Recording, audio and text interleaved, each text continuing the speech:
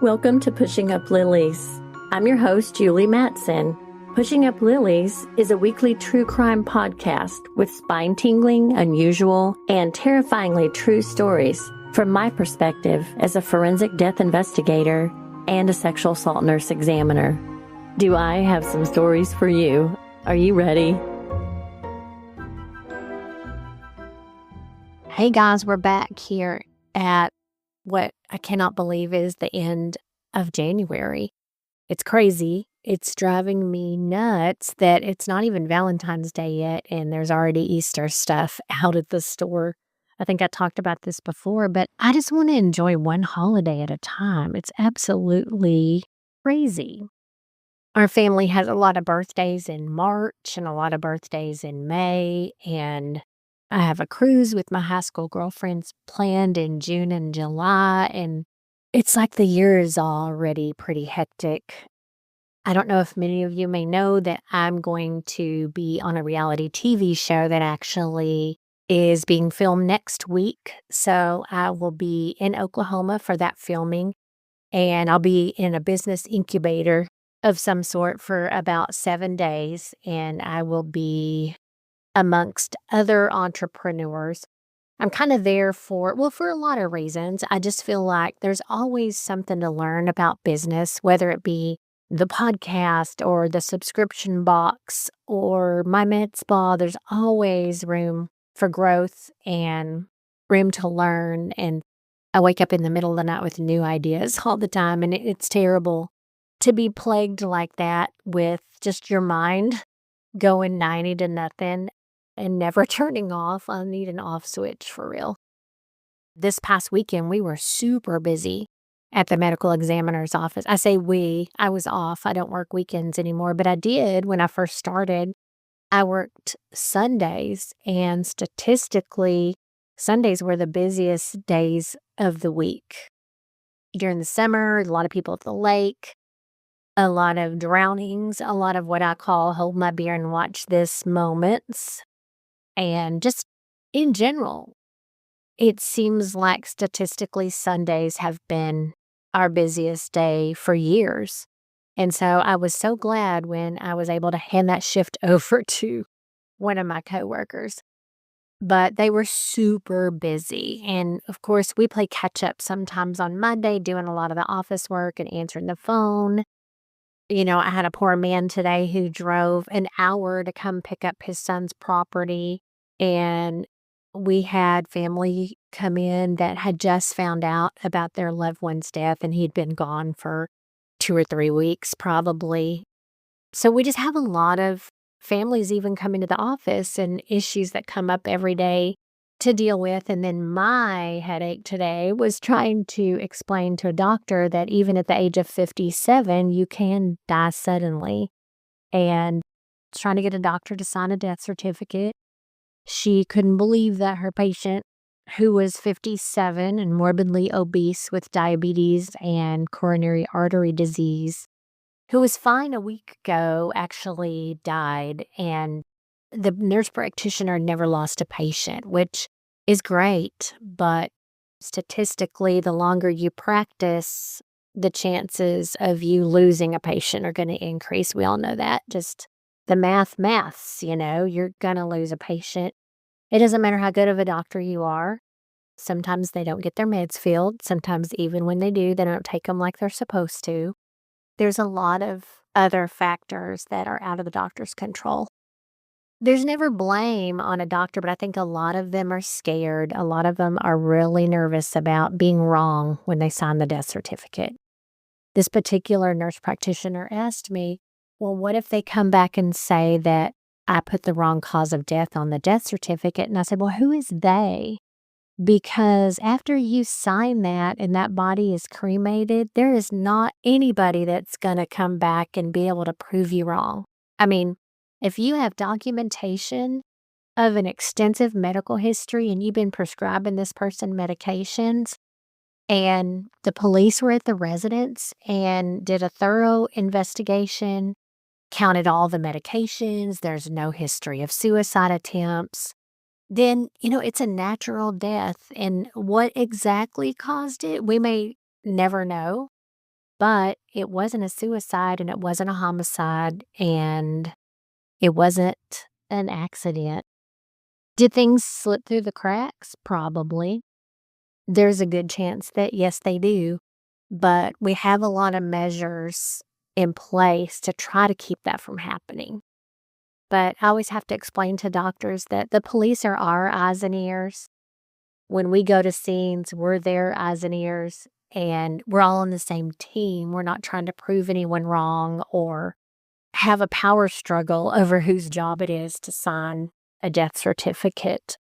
We just need to do right by the family and get it done instead of trying to put it off on someone else. The task of taking care of your patients does not completely go away when they die. There you go. That's my soapbox today.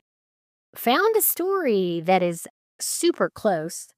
This is in my area, and this happened in Fort Worth, which is in Tarrant County, which is part of Texas and part of the medical examiner system that I work with. And this was a case that happened in September, the 22nd to be exact, of 2021. Now, Fort Worth firefighters actually responded to a dumpster fire behind a business at about 6:15 in the morning. Once the fire was extinguished, human body parts were found inside. Let me tell you, first of all, that the police are not allowed to manipulate or move the body prior to our arrival. So guess who climbs in the dumpster? And guess who takes pictures of the body? And guess who moves the body around amongst the trash? That would be the death investigator. You can't worry about getting dirty, can't worry about smelling bad, can't worry about messing up your hair. And don't get me wrong, I'm bougie as they get. I mean, I get eyelash extensions, I get hair extensions, I wear my makeup to work. I wear business casual clothing, but I also carry my rubber boots. And oftentimes I am taking my high heel boots off and I'm putting my rubber boots on. We have to be prepared for every situation. And yes, as death investigators, we do climb in the dumpster. Just an FYI. I know that you never see that on TV, but that is part of what we do. But anyway, human body parts were actually found inside of this dumpster, and the bodies had obviously been dismembered, and some body parts were missing.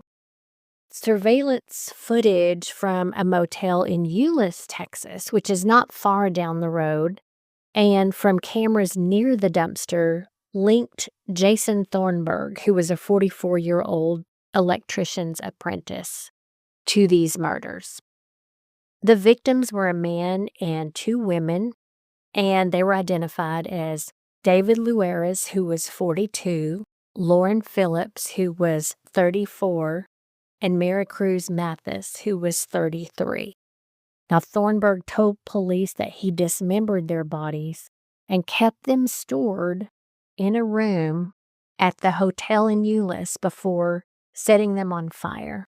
He shared the hotel room with Luares. So he and the male shared the room. And he told police that he believed Luares needed to be sacrificed. So he cut his throat and cut him into pieces in the bathtub.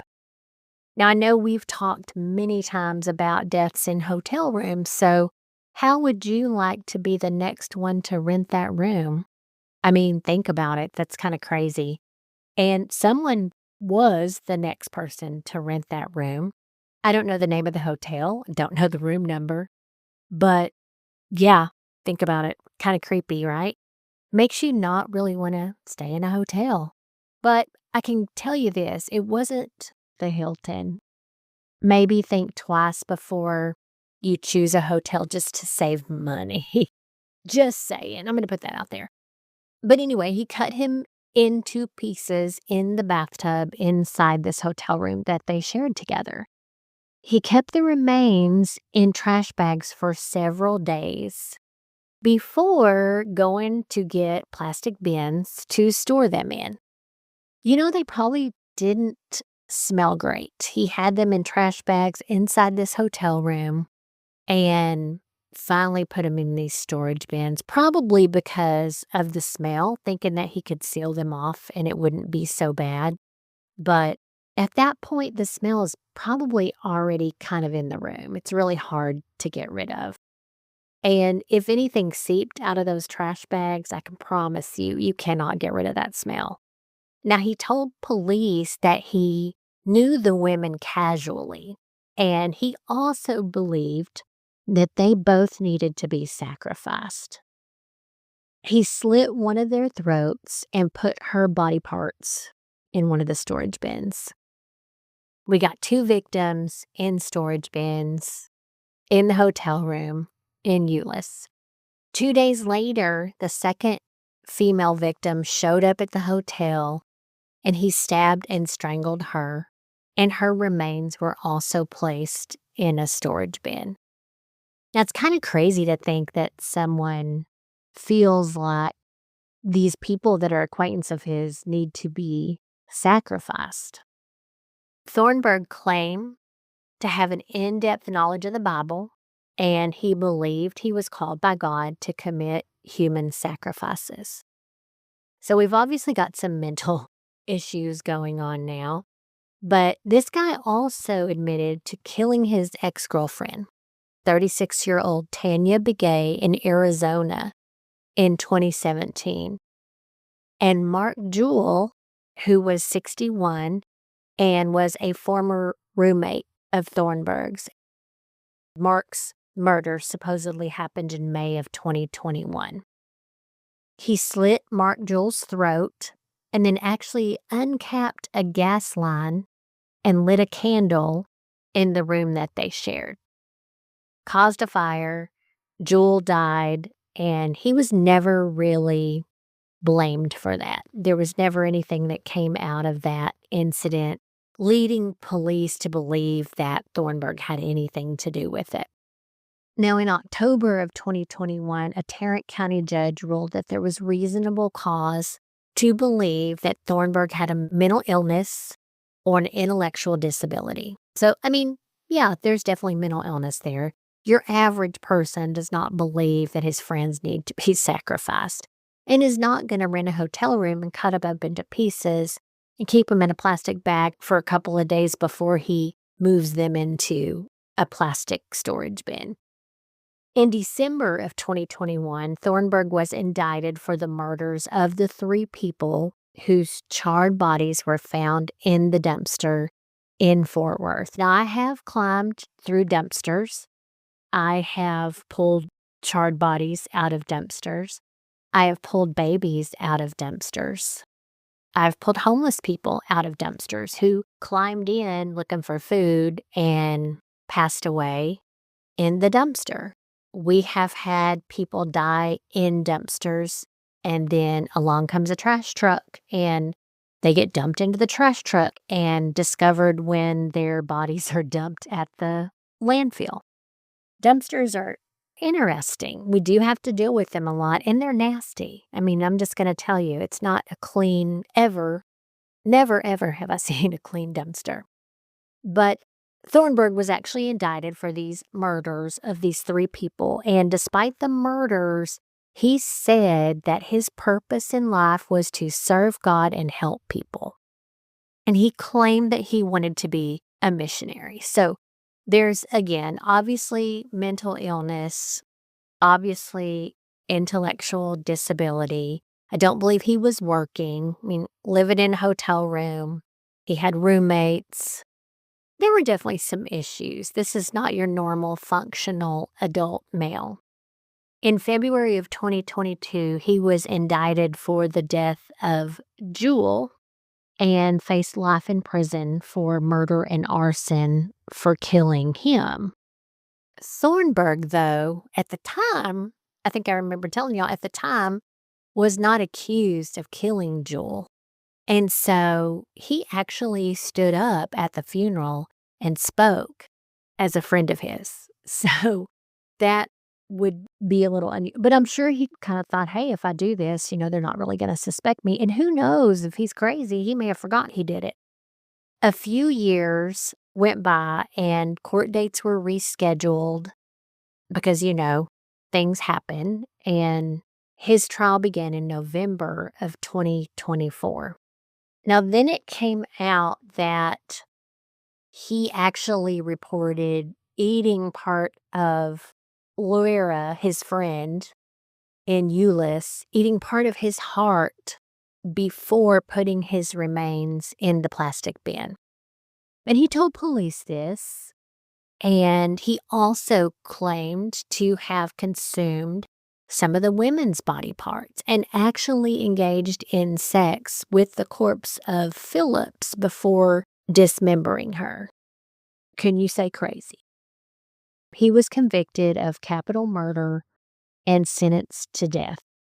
Now, between March 3rd and 13th of 2017 is when Thornburg killed Begay, who was his girlfriend way back then. She was a Navajo woman from Arizona. So he's killed 5 people. He's a serial killer. Now, he's been in trouble since he's been in prison. He was caught making weapons. Don't let this guy out. I mean, this is one of the guys I can just see getting out on parole and breaking into somebody's house and murdering an entire family. We've seen it happen a million times, y'all. Lord have mercy. It better not happen this time.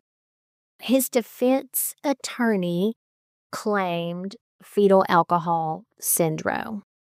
They claimed that his mom drank a lot and had a drug addiction during her pregnancy, and that this was very likely why Thornburg turned out the way he did and why he believed that he was sent by God to sacrifice people and that he wanted to be a missionary. Obviously, had some screws loose. The defense kind of blamed his mom for that. Now, they also claimed that he had a moderate traumatic brain injury from a 2002 accident. Okay, here is something you're not going to believe.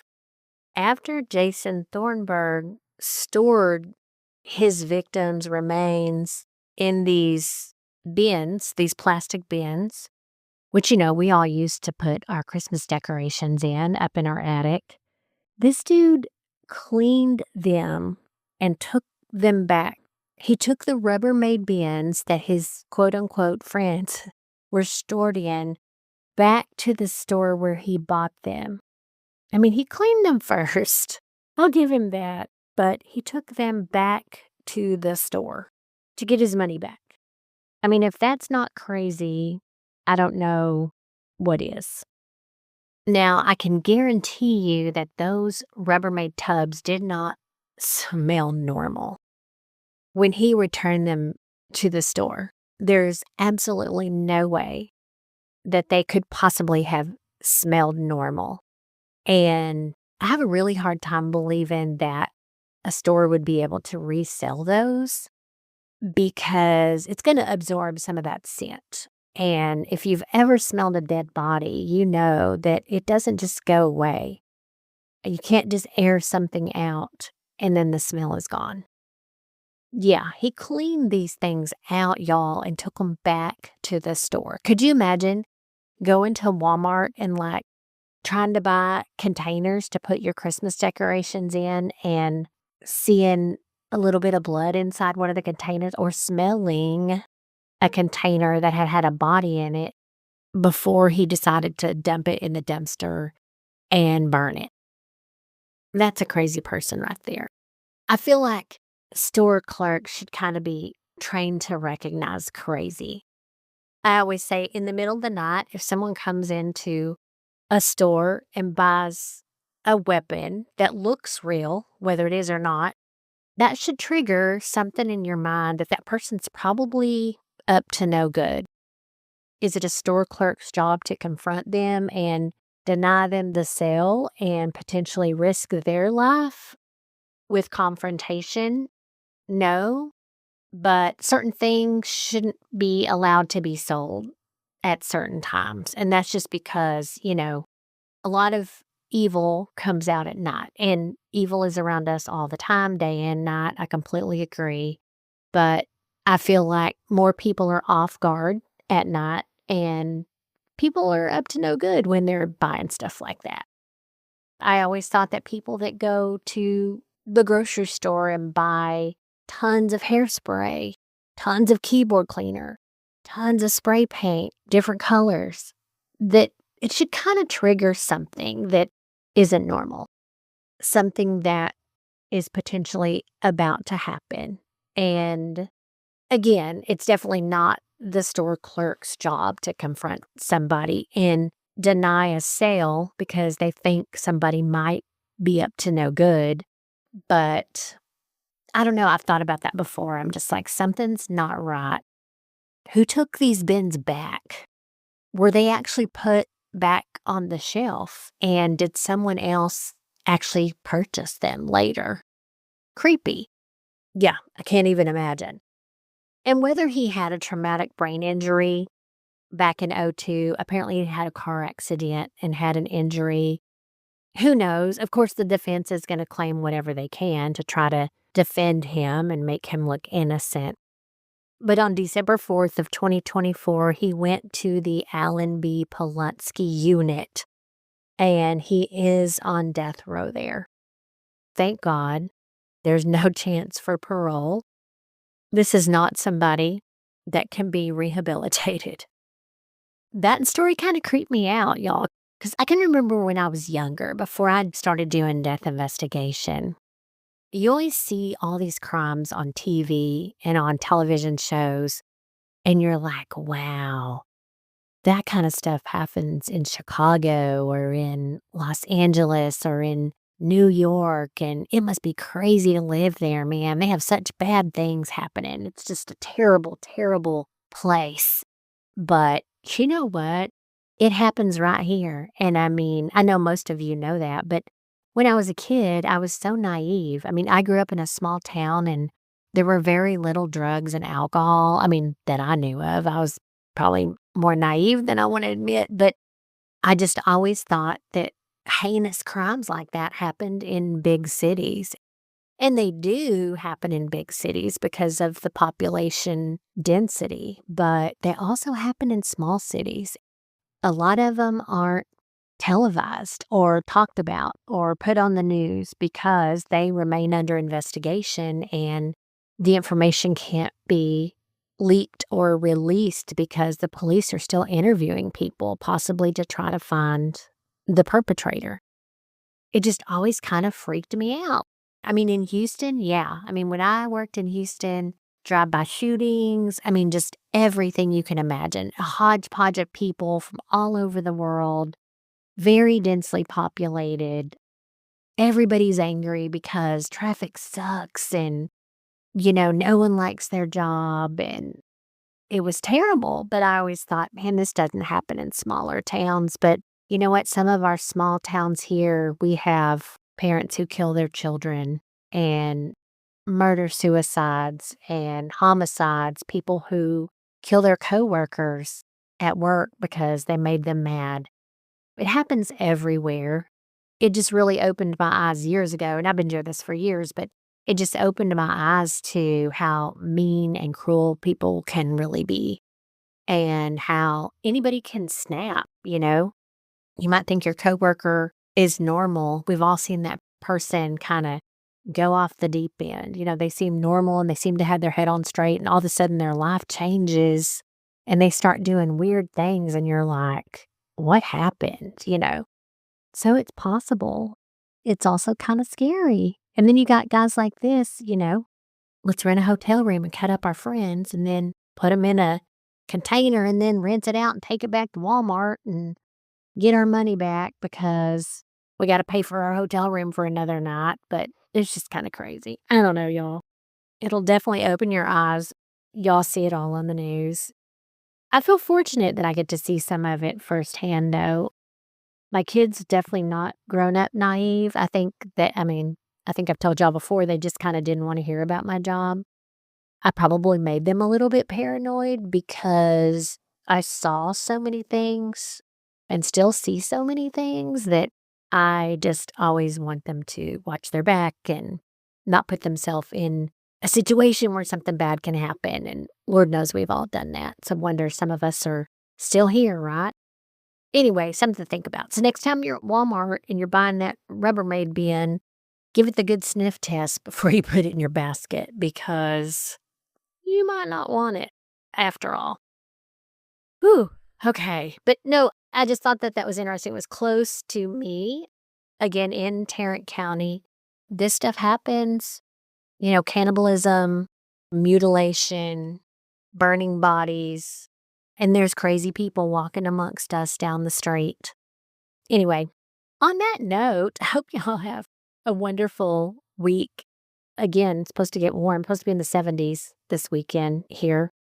I'm very much looking forward to that. And again, I will be in Oklahoma all next week filming the reality TV show that I'm going to be on.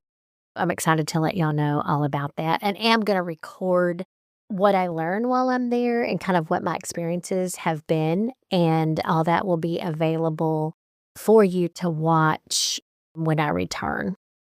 I don't want to say too much about it because I've kind of been instructed not to give too much information, but it is exciting and it will definitely be fun, and I feel like I will get an amazing chance to network with some amazing entrepreneurs, and I'm super excited about it. I have ordered the cereal box subscription boxes. However, I have to make a change to them because I don't like the way they designed the shipping label area. So I'm trying to get them to kind of revamp that so that the shipping labels aren't so bulky. And I just want to get it right because I'm going to order a lot of them, and I want it to be the way I want it to be. So I'm in the process of ordering all the items that are going to be in there. Shoot me a PM or a message if you're interested, again, in picking up that first box. I would love to have a group of people that would critique it and let me know what you'd like in it. Again, it's going to be kind of death, murder, serial killer related stuff, not necessarily geared towards male or female, just geared towards those who love true crime and are passionate about true crime. And y'all are my peeps. So I hope you have an amazing week and be very safe. I will talk to you next week. Bye, y'all. Thank you so much for joining me today on Pushing Up Lilies. If you like this podcast and would like to share with others, please do me a quick favor and leave a review on Apple Podcast. This helps to make the podcast more visible to the public. Thanks again for spending your time with me, and be sure to visit me at pushinguplilies.com for merchandise and past episodes.